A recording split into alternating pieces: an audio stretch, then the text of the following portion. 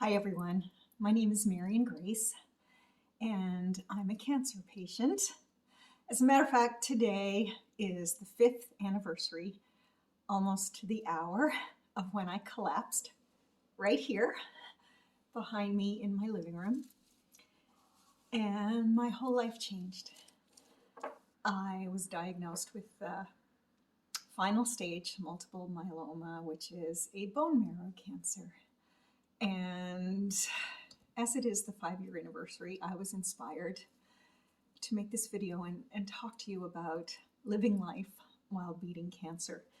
And I have some notes here, so I hope you don't mind if I just peek at them while we're talking today. Some of you have experienced something like this, and you know about the day that everything changes, your whole life changes. And after you reel a bit for a while, you know, you have some tough decisions to make. And I did too. If you're in that situation, I trust you will, like I did. The first decision you make is to live,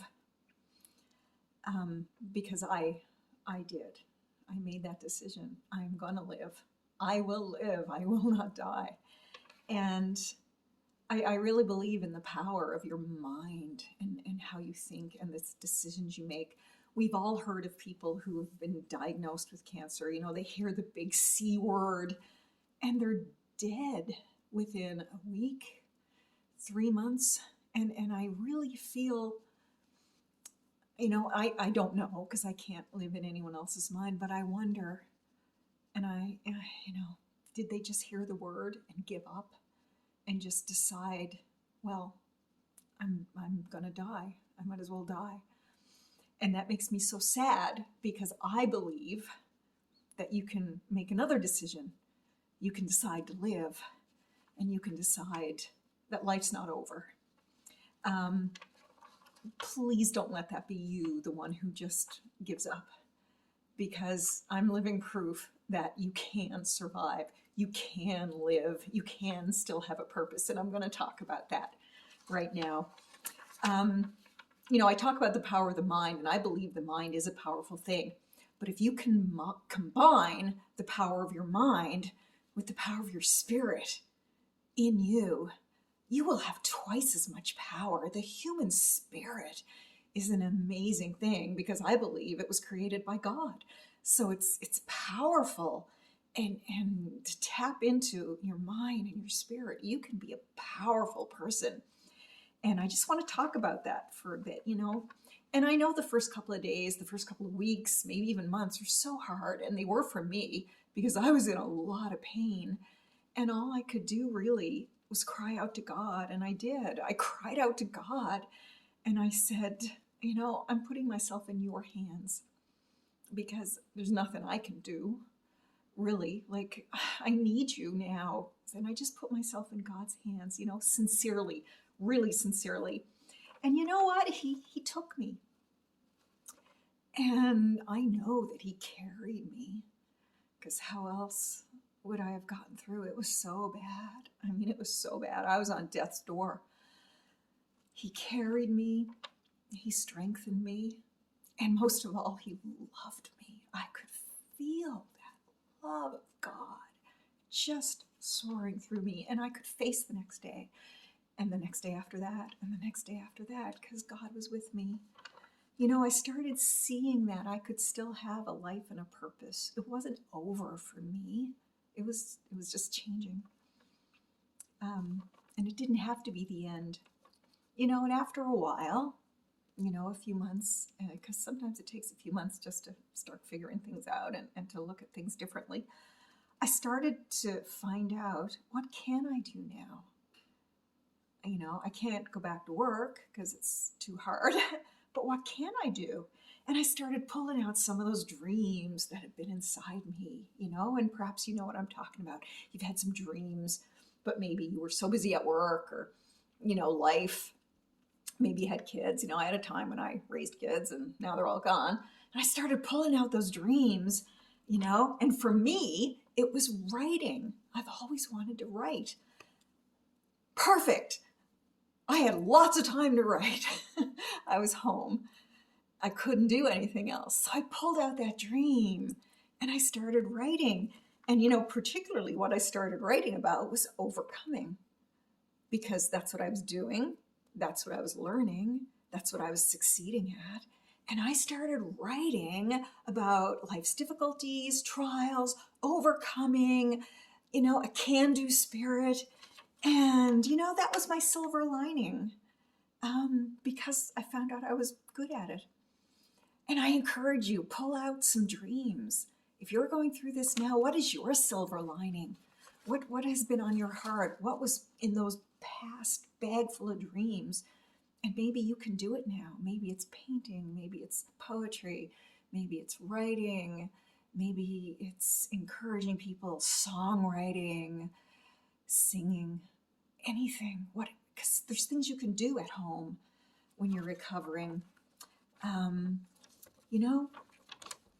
And it's been amazing.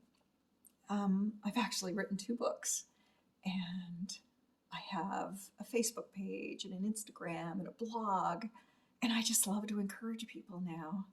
It's wonderful. I started looking at ways also to make every day better. And this is where some of that practical stuff comes in, that I write about in my books and on my blogs and things. Practical stuff. Nutrition was a huge thing. I found out about nutrition, what could help me to be healthier and feel better, and some things that actually beat cancer, nutrition, foods that will actually help you beat cancer. I found out about exercise, the type of exercises I could do that would strengthen me and help me and make my bones stronger. I found out about the benefits of sunshine. And also, I surrounded myself with things that make me happy.